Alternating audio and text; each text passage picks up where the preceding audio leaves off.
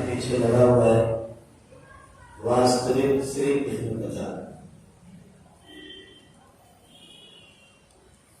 वास्तविक शब्द इस बात को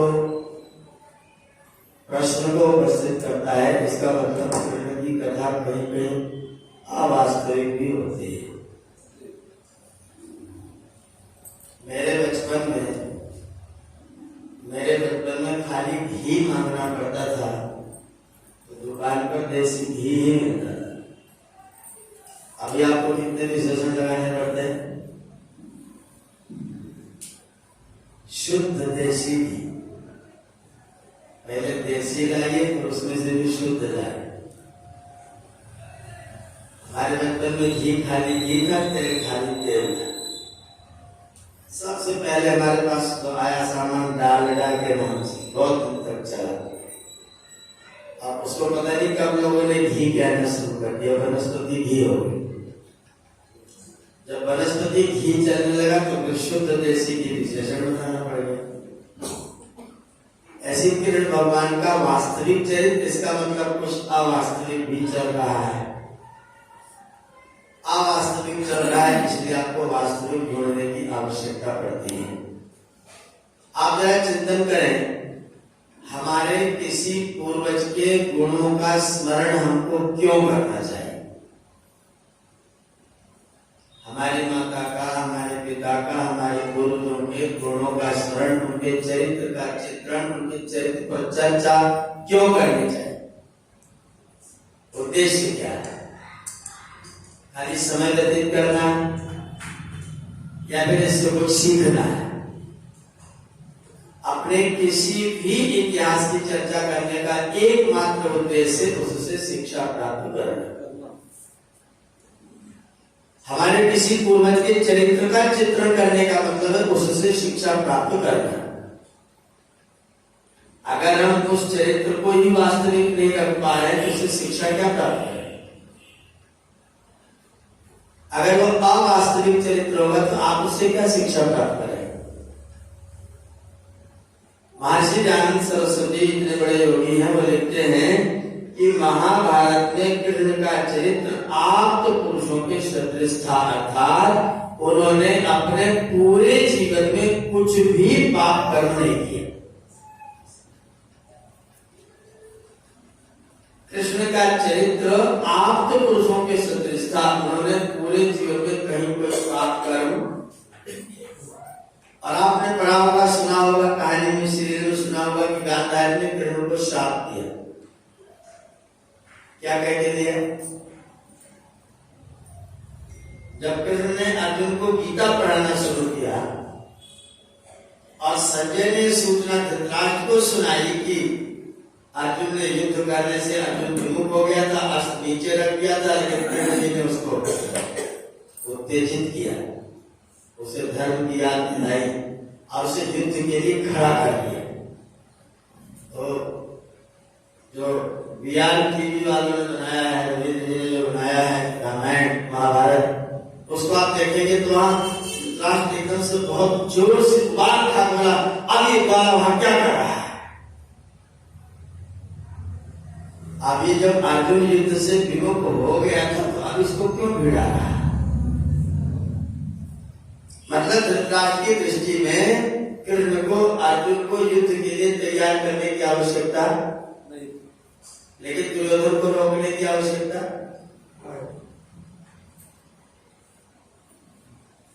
धृतराष्ट्र चाहते थे कि युद्ध बंद हो जाए, लेकिन बंद कौन करे? मेरा बेटा युद्ध करेगा, युद्ध बंद तुम करो। मेरा बेटा सबको युद्ध के लिए उकसाएगा, युद्ध के लिए प्रेरित करेगा, युद्ध का पूरा माहौल बनाएगा। अब जब शांति का उपाय किया जाएगा तो गिरफ्तार करने का आदेश देगा और आप युद्ध करने से रुक जाइए, आप मान जाइए, युद्ध मत करिए, पराजय स्वीकार कर लीजिए। हम युद्ध न करें, हमारा भाग हमको दे दीजिए, ऐसा नहीं। आप युद्ध मत करिए और भाग बिना मांगे भाग जाइए। युद्ध मत करिए, भाग बिना मांगे भाग जाए तो सब ठीक हो जाएगा। गांधारी ने कृष्ण को ये कह के तो कि तुमने मेरे बेटों को लड़वा करके मरवाया है। आप सब इतने लोग यहाँ पर बैठे, जरा चिंतन करें, क्या कृष्ण भगवान ने उनके बेटों को लड़वा के मरवाया? कृष्ण जैसे व्यक्ति को दूत कर्म करने की आवश्यकता थी। शास्त्रों में दूत कर्म को अच्छा कर्म नहीं कहा गया। राजनीति शास्त्र में दूत कर्म को अच्छा कर्म नहीं कहा गया है। इसलिए नहीं कहा गया क्योंकि दूत अपने मन की बात किसी से कह नहीं सकता। दूत को अधिकार नहीं कि अपने मन की बात, अपनी आत्मा की आवाज किसी को सुनाए। क्या सुनाएगा? जो उसके सरकार का निर्णय होगा, उचित हो या उचित हो तो भी वही सुनाएगा, अनुचित हो तो भी वो सुनाएगा। वो कोई अपनी ओर से अपनी आत्मा की आवाज पर कभी कोई बात नहीं कर सकता। और जिसको अपने आत्मा की आवाज कहने का भी हक हासिल ना हो तो कर्म उत्पन्न कैसे हो सकता है?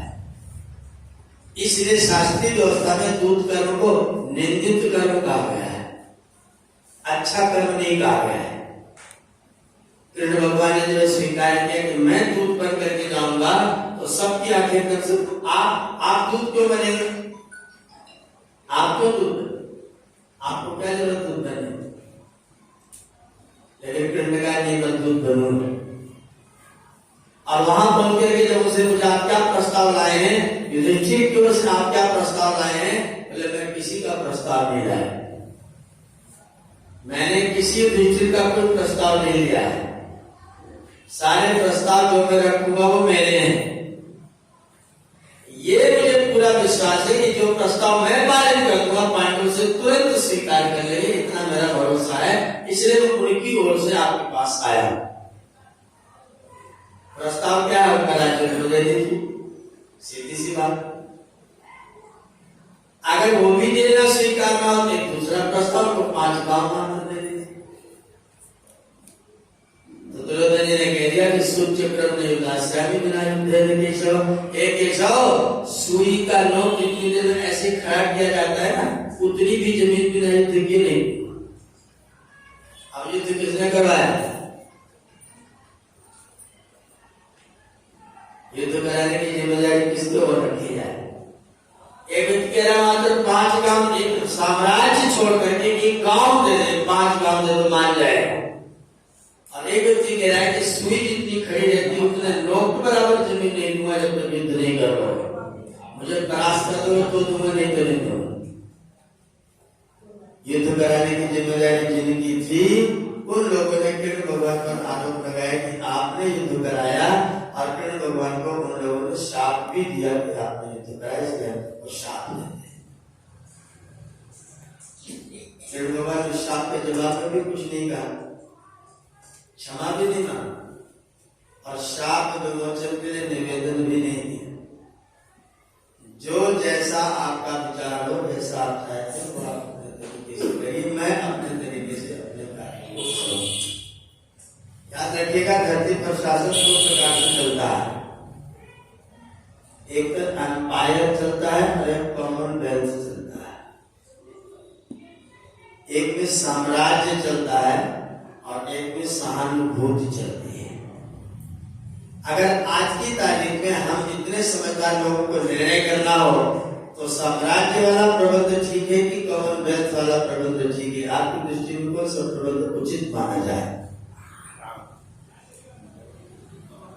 सहानुभूति की साम्राज्य, अंपायर की कॉमनवेल्थ। 2 मत हो सकते हैं। जिसको चौधरी बनने का अवसर प्राप्त हो गया है वो कभी कॉमनवेल्थ की बात नहीं करेगा। जिसको अवसर मिल गया और जिसको अवसर नहीं मिला है वो सोचेगा कि नहीं कॉमनवेल्थ होना चाहिए, सबका सहभाग, सबका विकास होना चाहिए। और जो चौधरी बन गया वो कदापि नहीं होना चाहिए। अंग्रेजों ने धरती के बहुत सारे हिस्से पर शासन किया, किस आधार पर? साम्राज्य के आधार पर।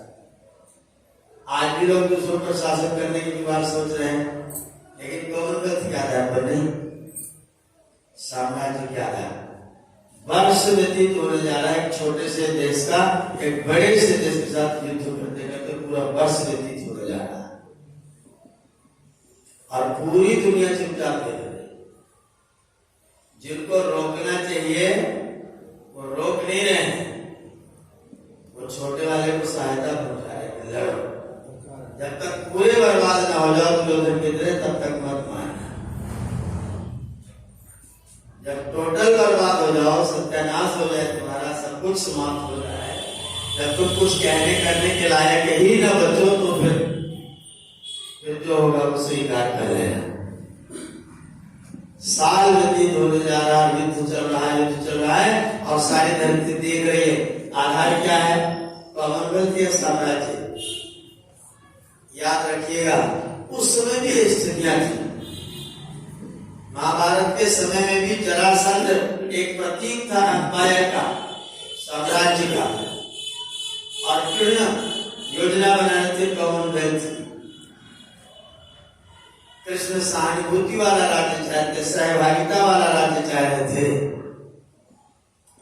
और जरासंध जैसे लोग अंपायर वाला राज्य चाह रहे थे। जरासंध ने ही उग्रसेन को उतार करके जरासंध को, इसको कंस को वहां का राजा नियुक्त किया था। कंस को राजा बनाने वाला जरासंध था, और दोनों का आपस में रिश्ता था। वो चाहता था किसी को बेटी दे करके, किसी को बहन दे करके, किसी को कैसे करके पटा करके अपना साम्राज्य स्थापित होना चाहिए। और जो नहीं माने, ऐसे 86 राजाओं को बुला करके अपने कैद में बंद कर दिया।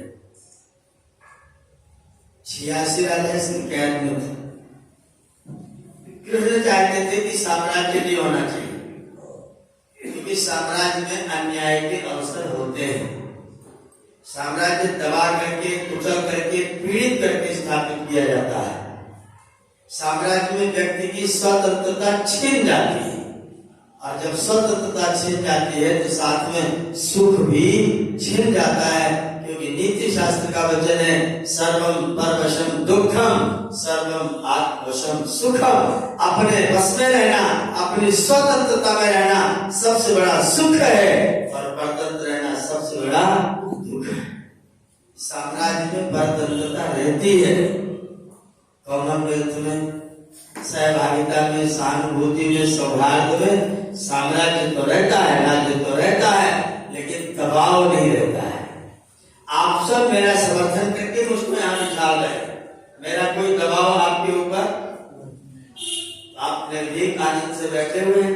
अगर मैं आपके यहाँ जबरदस्ती बंद करके बैठा रहता तो आपका मुंह किधर को होता ज्यादा देर तक? दरवाजा कब खुलेगा? बैठे तो रहते आप यहाँ, दबाव बैठे रहते, लेकिन प्रतीक्षा करते कि दरवाजा कब खुलेगा, जाने की छुट्टी कब मिलेगी। तो साम्राज्य जाने की छुट्टी नहीं देता है। सहभागिता, सबका विकास, सबका सामर्थ्य होता है, जाने की छुट्टी देता है। कृष्ण उस साम्राज्य की स्थापना करना चाहते थे जहां चक्रवर्ती व्यवस्था होती है। चक्रवर्ती व्यवस्था का मतलब सब मिल करके एक यज्ञ करेंगे बहुत बड़ा, सारे विश्व के राजा इकट्ठे होंगे। उस यज्ञ का नाम था हमारी वैदिक संस्कृति में राजसूय यज्ञ। राजसूय, राजसूय का मतलब एक राजा सब राजाओं से अपना समर्थन मांगेगा, और वो सब राजा आकर के, महाभारत का सभा पर वहां जाकर के पढ़िए, वो कहते हैं कि हम युधिष्ठिर को कर इसलिए नहीं देते क्योंकि वो मेरा राजा है। सभा पर हम युधिष्ठिर को इसलिए कर नहीं देते तो हमारा राजा है, हम युधिष्ठिर को इसलिए कर देते हैं क्योंकि उसको कर देने से हमारा लाभ है, हमारी उन्नति है, हमारी समृद्धि और हमारी सुरक्षा है। युधिष्ठिर के साथ रहने में हमारी सुरक्षा है, और जरासंध के साथ रहने में हमारी असुरक्षा है।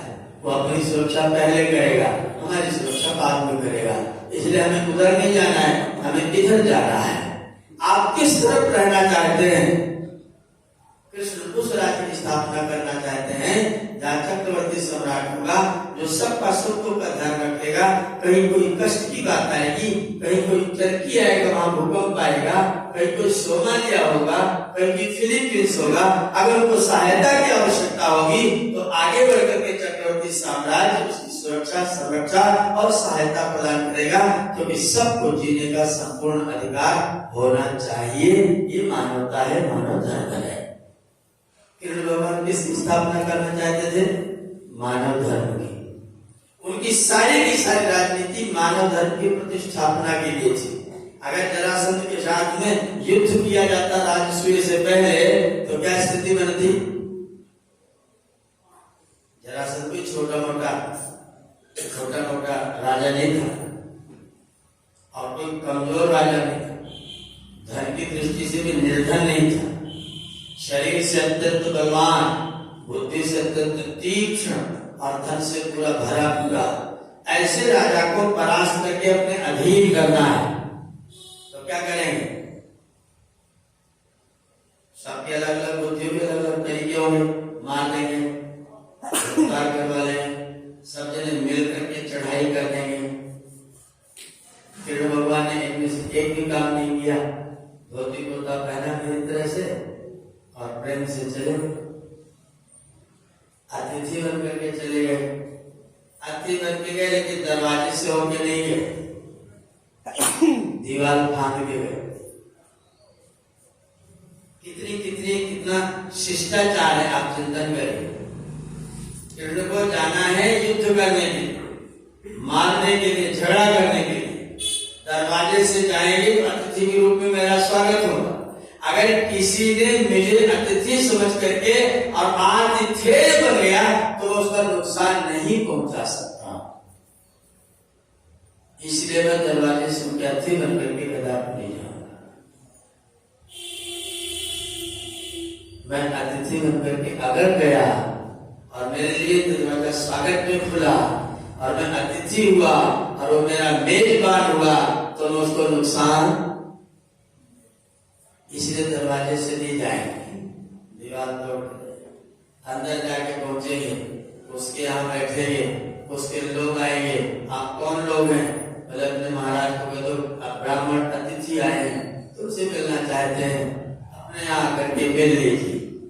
जरासंध आते हैं, बैठते हैं, जलपान होता है, बातचीत होती है। तब तक जरासंध की आंखें अर्जुन के अंगूठे पर पड़ती है, भीम के हाथ पर पड़ती है, कृष्ण के हाथ पर पड़ती है। उसने कहा तुम ब्राह्मण तो हो नहीं, तुम ब्राह्मण तो हो नहीं, और अतिथि भी तुम मेरे हो नहीं, क्योंकि तुम दरवाजे से नहीं आए। मेरे द्वार पालों ने तुम्हारे दरवाजा नहीं खोला, तुम मेरे अतिथि भी नहीं हो और तुम ब्राह्मण भी नहीं हो। सच सच बताओ क्या करने आओ, खोलो। फिर ने कहा कि मुझे जानते हो, मैं कृष्ण हूं, ये अर्जुन है और ये भीम है। क्यों आए हो? युद्ध करने आए। बोलो किससे करोगे?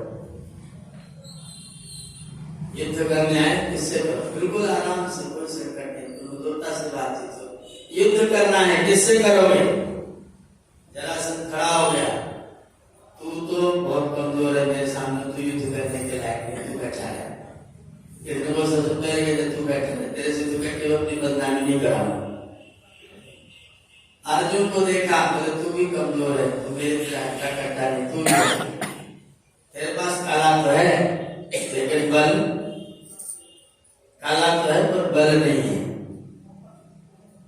और फिर उसने कहा तेरे पास तो पहले बाहर माथे नीति है, बस तो खाली बत्ती आएगा, बस तेरे से युद्ध नहीं करना, अर्जुन से नहीं करना, ये करना ठीक है, इससे करना, भीम से युद्ध करूंगा। जिस किसी चाहो कर लो, तुम्हारी इच्छा। नहीं, तुम लोग युद्ध करके मैं अपनी बदनामी नहीं, तुमको मालूम तो मुझे कौन सा यश मिलेगा कमजोर आदमी को मार देने से। तुमसे नहीं लड़ूंगा, भीम से लड़ूंगा, युद्ध मेरा भीम से होगा। बड़े प्रेम से युद्ध हुआ, जरासंध मारे गए, किसी ने चू नहीं किया। और राजसूय युद्ध की जो सबसे बड़ी बाधा थी, वो चुटकी बजा करके कुश्ती करने में खत्म हुआ। ये होती है राजनीति। आप कृष्ण का चरित्र किसने सुनेंगे? मुरली बजाने के लिए। कृष्ण बहुत अच्छी मुरली बजाते थे, मुरली बजाते थे, तो आप उससे कैसे कि आप भी मुरली वादक बने, इसको सीखने की कोई जरूरत नहीं है। मुरली वादक बनना हो तो कृष्ण के चरित्र को सुनने की कोई जरूरत, मुरली सिखाने वाले बहुत लोग हैं, चले जाएंगे आपको मुरली की ट्रेनिंग दिया जाएगी। चक्र सुदर्शन चलाने की बात सोच रही हो तो कृष्ण का चरित्र सुन लीजिए। अस्त्र उठाने की बात हो तो कृष्ण का चरित्र सुन लीजिए। अगर अपनी सामर्थ्य अनुसार जगत का कल्याण करने की भावना आपके मन में हो तो कृष्ण का चरित्र सुन लीजिए। जिन लोगों ने कृष्ण के अवास्तविक चरित्र को सुना सुना करके मुरली वादन सिखाया है, नाचना गाना सिखाया है, श्रृंगार सिखाया है, कृष्ण के नाम पर किसी बच्चे को लिपस्टिक लगा करके मंच पर बिठाला है, पंख लगा करके, उन लोगों ने कृष्ण के चरित्र से कुछ भी लेने के लायक आपको नहीं छोड़ा है। कृष्ण का चरित्र देते देते लोगों ने ये कहना शुरू कर दिया, लिख करके छाप दिया, क्यों चिंता करते हो, क्या लेके आए थे, क्या लेके जाओगे, जो हुआ अच्छा हुआ, जो होगा वो भी अच्छा होगा, क्यों व्यर्थ रोते हो, क्यों व्यर्थ चिंता करते हो। कृष्ण ने ये बात नहीं कही। कृष्ण कहते जो हुआ अच्छा नहीं हुआ, आगे होगा वो भी तुम्हारे कर्मानुसार होगा, बुरा करोगे तो बुरा होगा, अच्छा करोगे तो ही बिना कुछ किए अच्छा होने वाला, कुछ करोगे तो अच्छा होगा, कुछ नहीं करोगे तो अच्छा नहीं होगा। भविष्य में जो होगा जैसा होगा तुम्हारे कर्म के अनुसार होगा, और भूत में जो हो चुका है अगर उससे लाभ हुआ है तो उसके लिए धन्यवाद, अभिनंदन, बधाई। अगर नहीं लाभ हुआ है तो फिर आपको उसको छोड़ना पड़ेगा, वो अच्छा नहीं हुआ है।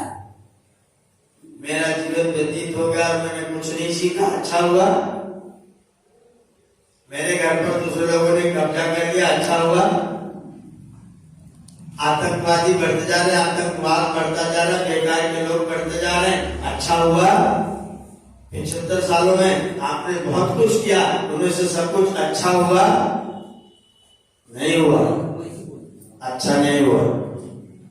अच्छा जब करते हैं तो अच्छा होता है, बुरा करते हैं तो बुरा होता है। अगर आप अच्छा नहीं करेंगे तो फिर अच्छा होने का कोई अवसर आपको प्राप्त नहीं होगा। आपको कृष्ण के चरित्र का अध्ययन इस आधार पर करना है कि कृष्ण जहां खड़े होंगे वो आपको क्या सिखाएंगे, क्या बताएंगे।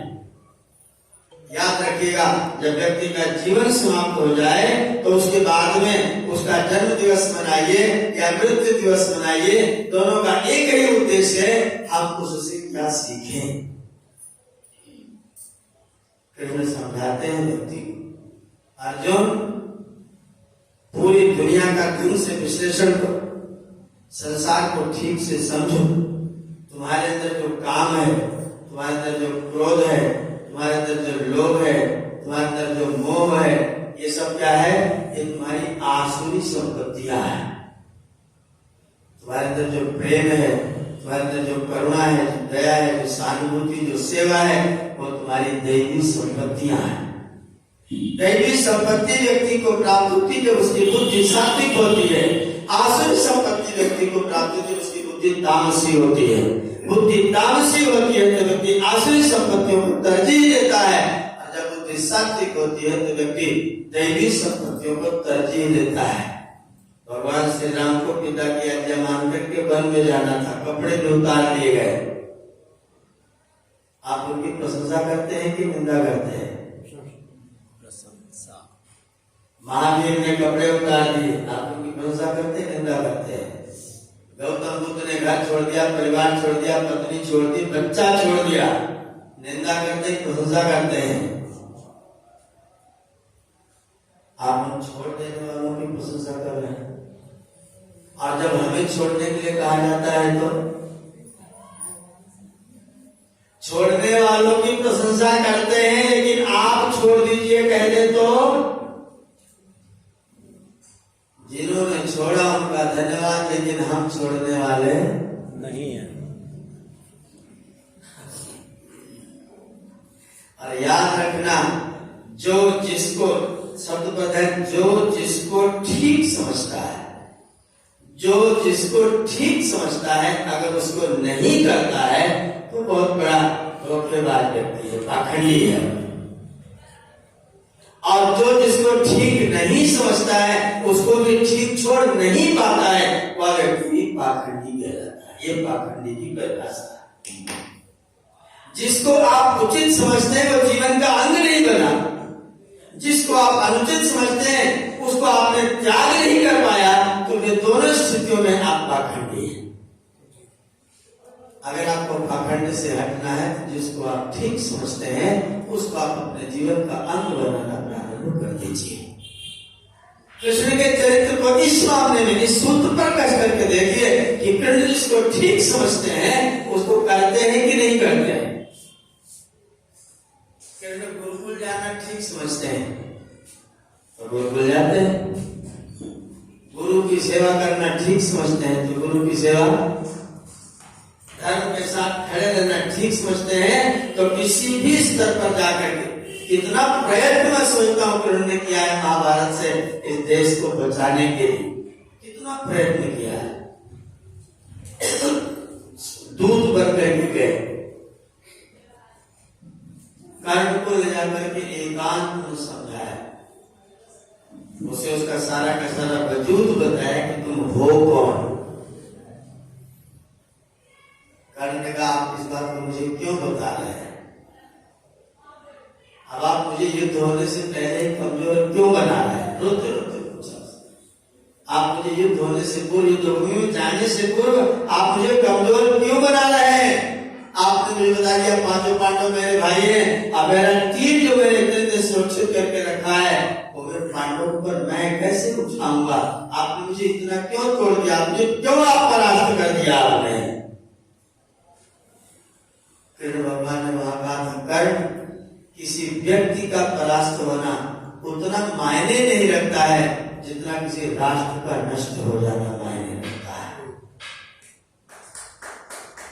व्यक्ति के परास्त हो जाने का कोई मायने नहीं है, राष्ट्र जिस दिन परास्त होगा उस दिन व्यक्तियों का क्या होगा। अगर राष्ट्र नहीं होगा तो व्यक्ति का क्या होगा। राष्ट्र की सुरक्षा करने में लाखों व्यक्ति बलिदान हो जाए तो भी कोई आवश्यकता को बचा लेने की, बलिदान हो जाए तो हो जाए, लेकिन राष्ट्र बलिदान न होने पाए, राष्ट्र की सुरक्षा को करनी चाहिए। कारण अगर तुम युद्ध में जाओगे तो मुझे पता है कि तुम हारोगे, मुझे युद्ध का परिणाम पहले से पता है और शायद तुमको भी पता है। कर्ण ने कहा अब तो और ज्यादा पक्का पता हो, अभी तक तो थोड़ी बहुत कमी रह गई थी पता होने में, अब पक्का पता हो गया कि ये कर्ण अर्जुन को छोड़ के कम से कम माता कुंती के पांडव 5 से कम न होने पर ये तो मैं आपके सामने प्रतिज्ञा करके रख सकता हूं। माता कुंती के 5 बेटे थे, 5 रहेंगे, 4 को मैं हत्या करने वाला, जान लेने वाला पांडव 4 के ऊपर नहीं चला सकूंगा, तो हार तो पक्की है, हम हारेंगे, निश्चित हारेंगे, कोई दो राय। परिणाम आप भी जानते हैं, परिणाम मैं भी जानता हूं, कृष्ण का मैं इसीलिए बचाना चाहता हूं। इस परिणाम से तुम चाहो तो बचा सकते हो, अभी तुम बचा सकते हो। क्या करना पड़ेगा, कुछ नहीं करना पड़ेगा, खाली मेरे साथ में रथ पर बैठो, मैं जहां कहूं वहां मेरे साथ में चले चलो, करना कुछ नहीं, तुम बोलना भी कुछ नहीं, बोलना मुझे आता है, मैं सब बोल लूंगा, तुम खाली मेरे साथ बैठे रहना चल करके बस। लेकिन मैंने जो दुर्योधन ने जो मेरे साथ उपकार किया है, भगवान का जब दुर्योधन और तुम दोनों मर जाओगे तब क्या हो। मैं चाहता हूं दोनों सुरक्षित रहो, तुम्हारा दुर्योधन भी सुरक्षित रहे, तुम भी सुरक्षित रहो, तुम अपना खेमा बदल लो, इधर आ जाओ। मैं युधिष्ठिर को रोक करके कहूंगा दुर्योधन का किसी मायने में कभी कोई अपमान नहीं करेगा, दुर्योधन को अपना साथी बना लेगा, उसको अपना कोई मंत्रालय बना लेगा, अपने साथ तुमको कोई मंत्रालय दे देगा, और तुम उसके साथ में राज्य में सम्मिलित हो जाना, दुर्योधन भी रहेगा, तुम भी रहोगे, सब सुरक्षित रहेंगे। और याद रखना युद्ध का परिणाम कभी भी सुखदायक, झगड़े का परिणाम सुखदायक नहीं होता है। आप जीत जाते हैं ये सोच के संतुष्ट हो जाते हैं कि मैंने उसको हरा लिया, केवल आपके अहंकार की तृप्ति हो जाती, बाकी कुछ।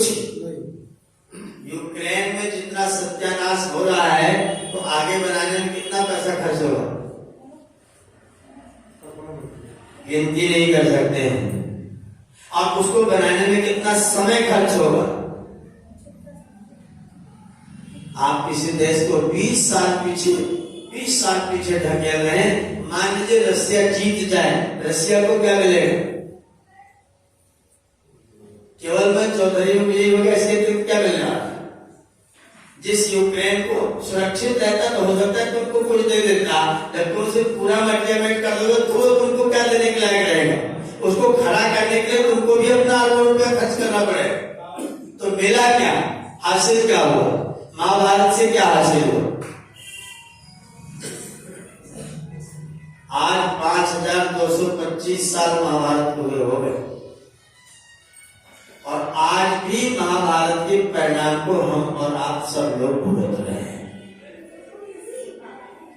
हमारे देश की आज जो विकट और विपरीत परिस्थितियां हुई हैं, उसका कारण महाभारत का युद्ध था, जिसने लाखों अरे बड़े बड़े वीरों को, बड़े बड़े लोगों को कैसे अस्त्र शस्त्र उसमें आपके पास न थे। आज तक हम वैसे अस्त्र नहीं चीज बना पाए हैं, वैसे अस्त्र आज तक आप बना नहीं पाए हैं जिनको नाम लेकर के छोड़ा जाए और वो व्यक्ति वहां न मिले तो लौट के दोबारा चला। आप छोड़ तो देते हैं, फिर लौटाने की सामर्थ्य अभी तक हम अर्जित नहीं करते 5000 सालों में भी, लेकिन उस समय ये सामर्थ्य आपके पास में थी। महाभारत ने दिया क्या? युधिष्ठिर को राजा बना दिया, युधिष्ठिर राजा हो गए, उन्होंने राज्य शासन को ठीक से किया। कदाचित दुर्योधन और कर्ण समर्पित हो जाते, समर्पण कर देते, कर्ण अपना रास्ता बदल लेते और जब फिर उन्हें सब कुछ बता दिया तो कर्ण गया था भीष्म पितामह के पास। भीष्म पितामह ने भी कर्ण को कहा, कर्ण तुम कुंती पुत्र,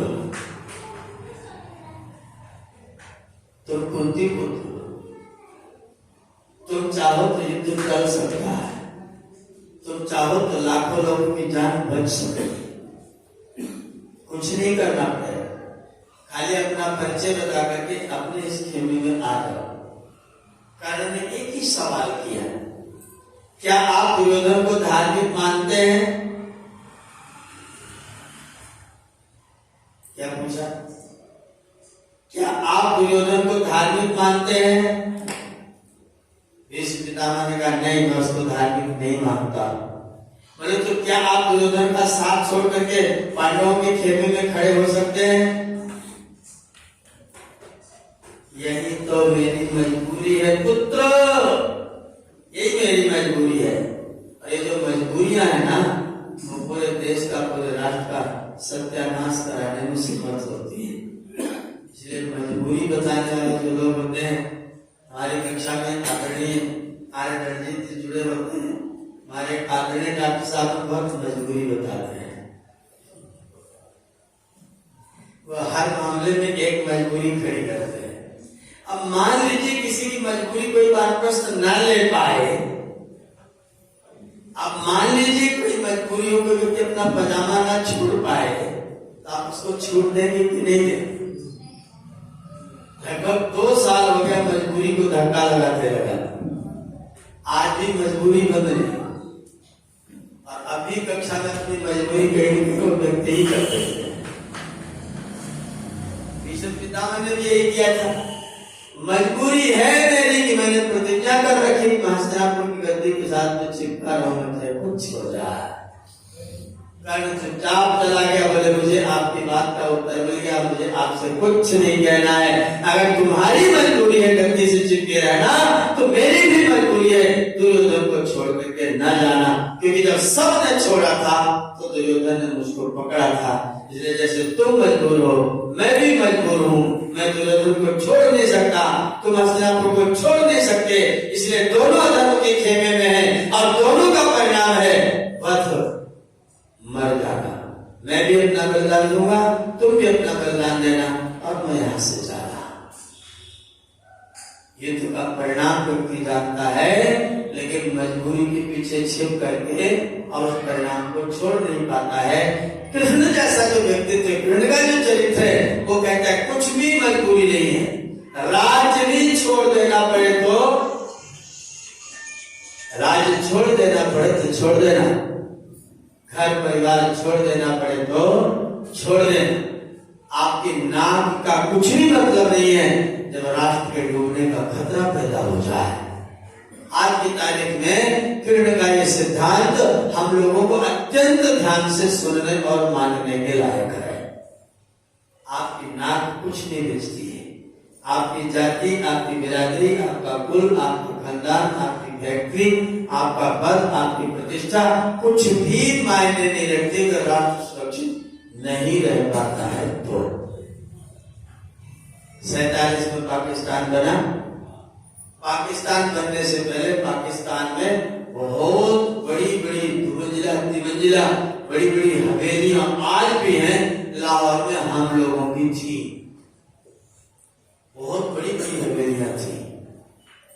अभी भी कुछ लोग शेष हैं जो वहां से भाग के आए थे।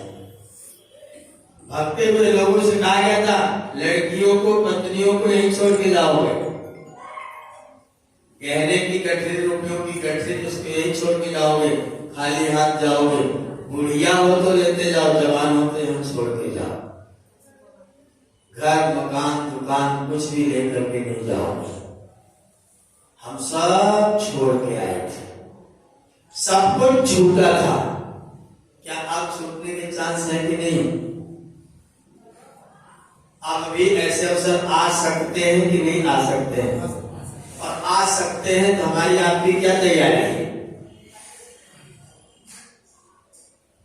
आ सकते तो भी हम जाति बिरादरी में बंटे रहेंगे, आ सकते तो भी हम छोटे बड़े में विभेद करते रहेंगे। अगर ऐसे अवसर आपके समक्ष आने की संभावनाएं यदि हो सकती है तो भी आपके कुल का, आपके परिवार का, आपके गांव का कोई छोटा व्यक्ति इसलिए मेरे द्वारा त्याग है कि वो निम्न कुल में उत्पन्न हुआ है। निम्न कुल में उत्पन्न होना उसकी नियति है और निम्न कुल में बने रहने के हम भी बहुत बड़े कारण हैं। कोई व्यक्ति आज निम्न परिस्थिति में है, उसमें हम लोग भी बहुत बड़े कारण हैं। हम बड़े लोगों ने छोटे लोगों को उठाने का काम, गिराने का काम ज्यादा किया। जो लोग बड़े हैं उन लोगों ने छोटों को उठाया नहीं, उन लोगों ने छोटों को गिराने की चेष्टा की, उनको छोटा बताया, छोटा बता करके अपना काम निकलवाया और उनके जीवन की उन्नति के लिए, उनकी समृद्धि के लिए कोई कार्य नहीं किया। धन्य इसलिए हम धन्य कहते हैं महर्षि दयानंद सरस्वती को। उनके आगमन के बाद एक प्रकार से पूरे समाज ने करवट बदली। जहाँ छोटों को उठने का अवसर मिला, जहाँ महिलाओं को पढ़ने का अवसर मिला, जहाँ छोटों को अपने आप को बड़ा करने का अवसर मिला, जहाँ छोटे लोगों को बड़े बड़े लोगों के साथ में बैठ करके पढ़ने का, साथ में खाने पीने का, आने जाने का, वस्त्र आदि धारण करने का अवसर प्राप्त हुआ। इसके लिए हम महर्षि दयानंद का धन्यवाद करते हैं। अगर कृष्ण के चरित्र को जीवन में अपना करके और समाज में प्रचारित करने का काम किसी व्यक्ति ने किया है, उस व्यक्ति का नाम महर्षि दयानंद सरस्वती है। कृष्ण की नीतियों को समाज में लागू करने का काम, कैसे हमारा समाज समानता के दृष्टिकोण में समानता के दर्जे पर आएगा। राजसूय जैसा युद्ध है, राजसूय युद्ध, काम बांटा जा रहा है, पत्थर दोनों कौन उठाएगा, आने वाले अतिथियों का पैर कौन धुलवाएगा? कृष्ण का हाथ ऊपर था, मैं धुलवाऊंगा। और अगर पूजा किसकी होगी? वो भी आपकी होगी। सबसे उच्च पद पर, सबसे उच्च आसन पर मैं, और सबसे निम्न काम करने के लिए भी हमने जिन्होंने निम्न कार्य किया उनको छोटा किया, और जिन्होंने उनसे भी ज्यादा निम्न कार्य किया उनको बड़ा। लोहे का काम गांव का व्यक्ति करे तो लोहार, और लोहे का काम उद्योगपति बड़ा व्यक्ति करे तो उद्योगपति।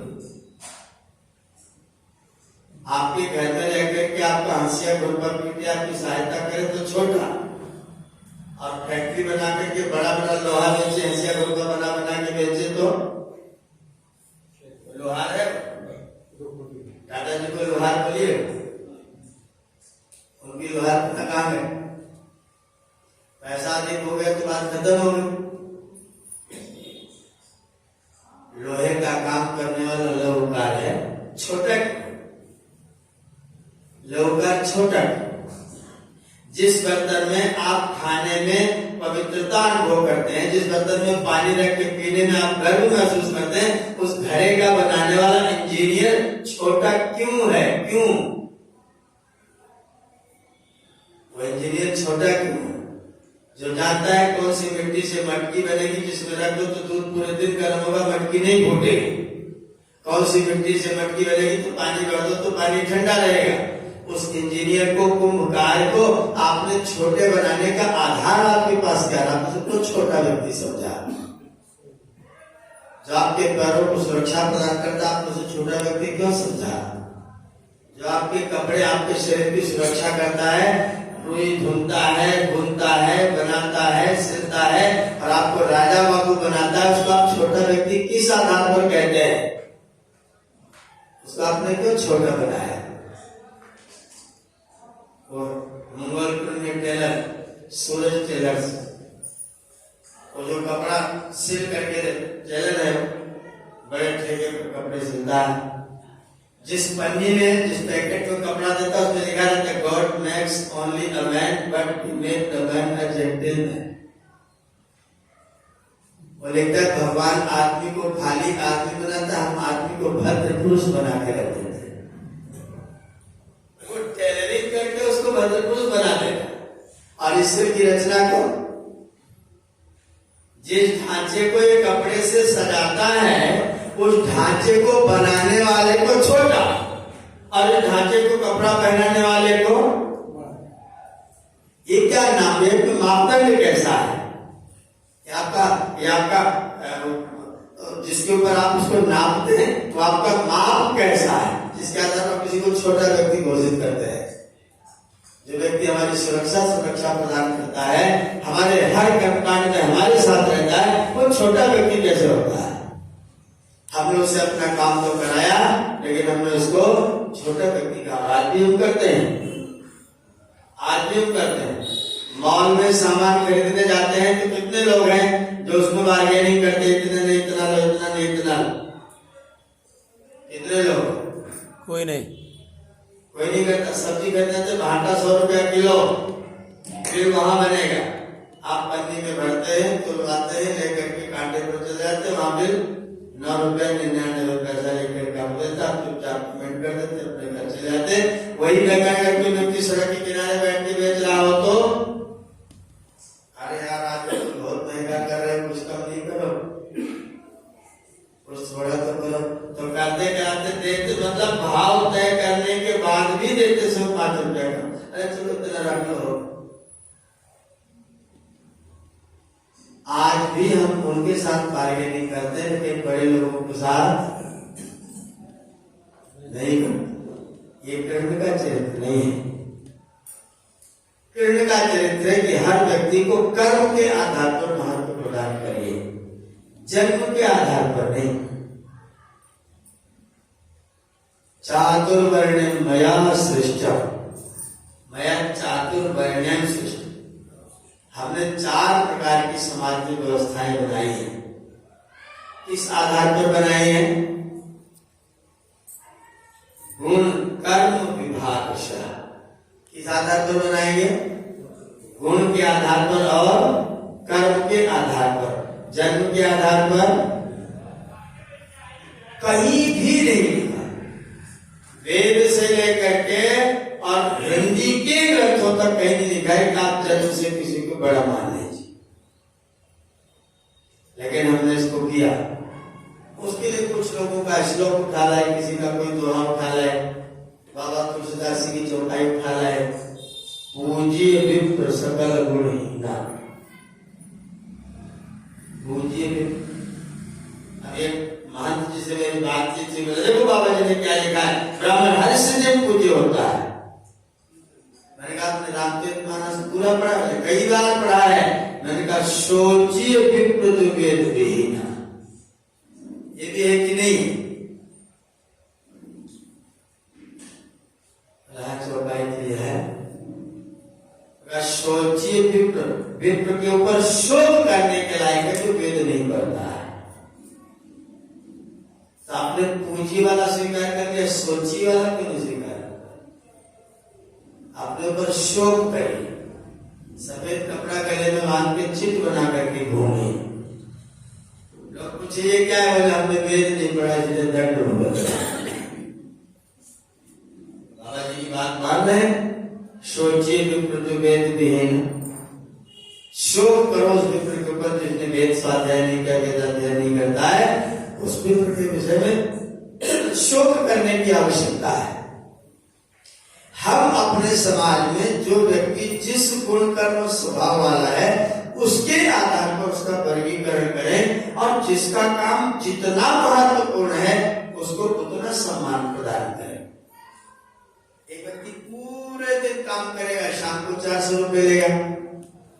एक व्यक्ति जिस मशीन पर वो 400 रुपए लेने काम कर रहा है, वो व्यक्ति पूरे दिन मशीन पर खड़ा रहता है, वो शाम को 400 रुपए देते हैं। उस मशीन में थोड़ी सी खराबी आ गई, अब एक इंजीनियर आएगा, कितने मिनट के लिए?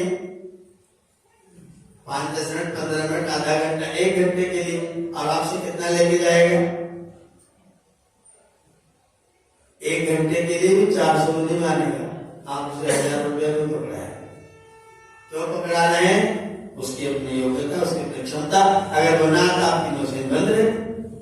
जो व्यक्ति आपके कार्यों में, समाज के कार्यों में, समाज के हित में, देश के हित में जितना अधिक संलग्न है, जितना अधिक लाभकारी है, वह व्यक्ति उतना ही अधिक सम्मान का पात्र भी। अगर आप ये सम्मान प्रदान नहीं करेंगे तो कोई व्यक्ति आगे बढ़ करके अच्छा काम कर रहे हैं, अगर आप उसको सम्मान प्रदान करेंगे तो कोई व्यक्ति बढ़ करके अच्छा काम करने के लिए आएगा। भगवान सारथी बन करके बैठ रहे हैं, दूत बन करके बैठ रहे हैं, सेवक के रूप में गुरु के आश्रम में पढ़ते हैं तो संविधा लाने के लिए जा रहे हैं, भूखे प्यासे गुरु के आश्रम में संविधा बटोरने के लिए जा रहे हैं, संविधा लेकर कहते हैं गुरु की यज्ञ में अपनी संविधा की आहुति प्रदान करते हैं, गुरु से सीखने की, पढ़ने की व्यवस्था कर रहे हैं। एक एक छोटे से छोटे व्यक्ति को, एक से बड़े से बड़े व्यक्ति को उचित सम्मान के साथ में सब लोगों के आदर और सम्मान की व्यवस्था कर रहे हैं। और अहंकार, अभिमान नहीं था क्या? कोई एक उदाहरण आपके पास आया हो जब उन्होंने अभिमान किया, मैं तो इतना बड़ा योगी हूं, मैंने इतना बड़ा गीता का ज्ञान प्रदान किया है। हर स्थिति में, कैसी भी परिस्थिति में मुस्कुराते हुए समस्याओं को सुलझा लेना, समस्याओं को सुलझा करके एकदम दूध का दूध, पानी का पानी कर देना, बुद्धिपूर्वक, विवेक पूर्वक, चिंतन पूर्वक, योग पूर्वक, विचार पूर्वक अगर कोई व्यक्ति करने वाला था तो वो व्यक्ति कृष्ण था। उसका वास्तविक चरित्र कथा आप यहाँ पर सुन रहे हैं, उसका अवास्तविक चरित्र जहाँ सुनाया जाता है और बहुत बहुत पैसे खर्च किए जाते हैं, लाखों लाख रुपए की प्रदर्शनियां लगती है। अब करोड़ों में हो गया है कुछ। खूब प्रदर्शन किया जाता है, खूब प्रदर्शन, इतना बैनर, इतने फोटो, इतना ये, इतना मंच, इतना पंडाल, इतना प्रसाद, इतना चढ़ावा, इतना ऊंचा मंच, इतनी गाड़ियां, इतने लोग, इतनी व्यवस्था, इतना सिस्टम करोगे तो मैं भगवान कृष्ण का चरित्र बताऊंगा। और चरित्र में बताऊंगा क्या? माता देवी जेल में है, बच्चे मार दिए जा रहे हैं, एक मारा गया, दूसरा मारा गया, तीसरा मारा गया, चौथा मारा गया। आप जरा देवकी के चरित्र पर चिंतन करें। 2-4 के बाद में जी का वोट पहले ही नहीं मिलेगा, नालायक क्या मारेगा? अब हम पता ही नहीं, अब हमारी कोई संतान नहीं, जो वोट क्या मारेगा? लेकिन ये हुआ क्या? उस माता के धैर्य के बारे में जरा सोचिए, जो गर्भ धारण करती है, संतान को पैदा करने का कष्ट झेलती है, और जब संतान पैदा होती है तो उसका जीवन समाप्त कर दिया जाता है। लेकिन माता देव की वहां रोकनी नहीं, संतानें हो रही हैं, संतानों को बचाने की चेष्टा भी हो रही है, नहीं बचा पा रहे, लेकिन तो बदवा संतान हुई। और आप समझिएगा, जो कृष्ण का चरित्र आपको दृष्टिगोचर होता है, उस कृष्ण के चरित्र में जो दृढ़ता का बीजारोपण है, जो धैर्य का बीजारोपण है, वो कहां से आया था? जो संघर्ष में पलता है वो बड़ा मजबूत होता है, जो सुविधा में पलता है वो बड़ा कमजोर होता है। संघर्ष में पैदा हुए थे कृष्ण, पैदा होते ही सुरक्षा व्यवस्था में रात के रात अपनी माँ का स्तन्यपान करने का मौका नहीं मिला। देवकी जननी मात्र रह गई, माता बनने का अवसर। माता कौन है? प्रश्न है, कृष्ण की माता कौन है? तो आप आराम से बोल रहे, यशोदा जी उनकी माता है। और जननी कौन है? जननी ने जनन तो किया, लेकिन माता बनने का अवसर भी प्राप्त हुआ। और जो संघर्ष, जो गर्भावस्था में, गर्भावस्था से पहले जो मस्तिष्क में विचार पड़े हुए थे, नहीं, ऐसे आतताई का वध तो होना ही चाहिए, इस आतताई का समापन तो होना ही चाहिए। उसके लिए 8 क्या 16 में पैदा करने पड़े तो पैदा किए जाएंगे। ये दृढ़ता, ये अटल भाव अगर आपके अंदर है तो आप संसार में सफलता प्राप्त करते हैं। अगर आपके अंदर अटल भाव नहीं है, वसुदेव ने कहा था देवकी से, पढ़िएगा, वसुदेव कहते देवकी, ये नालायक हमारी संतानों को ही तो मारेगा, हमें तो नहीं मारेगा, अपन संतानें क्यों पैदा करें? रहने देते, बस हो गए, हमने देख लिया, 1 बार 2 बार 3 बार करके देख लिया, अब नहीं करते, पहले ही नहीं करेंगे। देवकी ने कहा नहीं, इन दुष्ट लोगों के विनाश के लिए आप अपना उद्यम कभी बंद नहीं कर सकते हैं। दुष्ट के विनाश के लिए उद्यम बंद नहीं किया जा सकता है।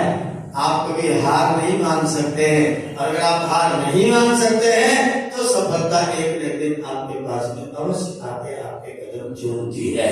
कृष्ण का जन्म आपको ये शिक्षा देता है। लेकिन किसी भागवत मंच पर कृष्ण के जन्म की ये बात आपको बताई, वहां तो जन्माष्टमी को खेरे में से निकाले जाते हैं, उसके बाद में ढोल बजाया जाता है, सठौरा बांटा जाता है, गाना गाया जाता है, और गाना बजाना गा करके और बधाई के रूप में बहुत सारा चढ़ावा ले करके और कृष्ण जी उत्पन्न हो गए बात कर।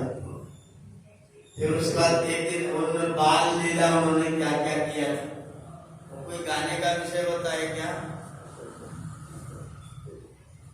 बालक की चंचलता कोई बताने की, कहने की चीज होती है क्या? समाज हित के किए गए कार्यों का गुण वर्णन तो ठीक प्रतीत होता है, लेकिन अब बच्चा आज ऐसे नाचा, आज ऐसे मुस्कुराया, आज ऐसे हंसा, आज यहाँ खेला, आज कबड्डी खेलाया, आज कंचा खेलाया, ये कोई इतिहास की चीज है? ये कहानी सुनाई जाती, ऐसा करते ऐसा करते ऐसा करते। काल यवन की कहानी सुनाई जाएगी तो उसे सांप बना दिया जाएगा, उसे सांप बना दिया जाएगा। शास्त्र में, इतिहास के ग्रंथों में लिखा है, उन्होंने उसका फन कुचल दिया। ये फन कुचलने का मतलब क्या होता है? चढ़कर केड़ी से लतिया दे? नहीं। अगर कोई व्यक्ति इतना भी परिभाषा, इतना मुहावरा न समझता हो, अगर कोई व्यक्ति इतना भी मुहावरा न समझता हो, तो फन कुचलने के द्वारा क्या दिखा रहा है? कृष्ण जी सांप के मुंह पर रख करके एड़ी इसको रगड़ दिए। इसको फन कुचलना नहीं कहते। फन कुचलना कहते हैं कि व्यक्ति के अहंकार को समाप्त कर देना, उसके अहंकार को मार देना। वो जो सोचता था मैं सबसे बड़ा बलवान हूं, उससे कुश्ती करके उसको परास्त कर दिया, उसका फन गुजर गया। अभिमान का नाम फन होता है, सांप के फन को फन नहीं कहते, अभिमान को फन कहते हैं। किरण ने उसके अभिमान को मार दिया, वहां सोचता था मैं कब्जा करूंगा, उसे कब्जा करने से हटा दिया, उसका फन गुजर दिया गया। लेकिन उसको सांप बनाया, किरण भगवान की घेर उसको डाली, फिर उसके ऊपर घुमाया, पानी में जहर घुमा दिया, किरण भगवान उसके ऊपर फन के ऊपर नाचे, और नाच करके उसको कुचल दिया, कुचल करके मार दिया। और आपने कहा जय हो भगवान श्री कृष्ण की कथा आपने पूरी सुनी। ये मुहावरा है फन कुचलना। फन कुचलना माने उसके अहंकार को, उसके नाक को थोड़ी सी नीची कर देना। काल एवं आसुरी प्रवृत्ति में रत व्यक्ति था, लोगों को दुखी करता था, लोगों को परेशान करता था। गाय नदी किनारे चरने जाती थी, नदी में जय बोल देता था, गाय पानी पिएंगी मर जाएंगे, इस तरह के वो कार्य करता था। उस दुष्ट को कृष्ण भगवान ने दंडित कर दिया। इस तरह की कहानियां आप सुनाएं, कहानियां सुनाएं, क्या बताने के लिए, शिक्षा देने के लिए। हम भगवान कृष्ण की कथा करें, ये बताने के लिए कि जो उन्होंने किया वो तुम भी। हम इसलिए सुनाते नहीं, वो तो भगवान थे, जो उन्होंने किया वो तो तुम कर ही नहीं सकते। अगर जो उन्होंने किया वो हम कर नहीं सकते, उस कहानी को सुनने का ही क्या मतलब है? ईश्वर न्यायकारी है, उसकी पूजा करो। इसलिए पूजा करो, अन्याय कर रही और बलवान हो जाओ, सबको चढ़ बैठे, ये आपकी पूजा नहीं हो। न्यायकारी की पूजा करने का मतलब है मेरा प्रभु परमात्मा न्याय करता है, मैं भी अपने जीवन में न्याय करने की चेष्टा करूंगा। अगर वो न्याय, वो कहते ईश्वर जो करता है वो तुम कैसे कर सकते हो? ईश्वर चेतन और हम भी चेतन, ईश्वर नित्य और हम भी नित्य, ईश्वर व्यापक और हम अपने शरीर, वो बोल ब्रह्मांड, हम अपने शरीर में, वो भी शाश्वत हम भी शाश्वत, वो भी सनातन हम भी सनातन, वो आत्मा हम आत्मा, वो परम आत्मा, वो बड़ा दीपक, वो सूर्य है, हम दीपक। अगर सूर्य अंधेरा दूर कर सकता है तो दीपक बिल्कुल भी नहीं करेगा। उसकी अपनी क्षमता के आधार पर तो अंधेरे को दूर कर ही सकता है। मेरा प्रभु सूर्य के समान अंधेरे को दूर करता है। मैं उसका उपासक हूँ, जब तक जीऊंगा, जब तक रहूंगा, और जहां रहूंगा वहां से अंधेरे से सदैव संघर्ष करता रहूंगा। मैं नहीं कर सकता पूरा अंधेरे को दूर, लेकिन जितनी मेरी सामर्थ्य है उतना तो मैं अंधेरे से युद्ध करता ही रहूंगा। अगर आप भी भावना लेके किसी व्यक्ति का चरित्र सुनते हैं तो निश्चित तौर पर वो चरित्र सुनना चाहिए और उससे अपने लिए आदर्श की शिक्षा प्राप्त करनी चाहिए। उस शिक्षा को प्राप्त करके अपने जीवन में उसको जोड़ करके अपने जीवन को धन्य बनाना चाहिए। कृष्ण के चरित्र पर थोड़ी चर्चा आपके समक्ष रखी है, आपने ध्यानपूर्वक सुना। आपका बहुत बहुत धन्यवाद करते हुए विराम देते हैं। ओम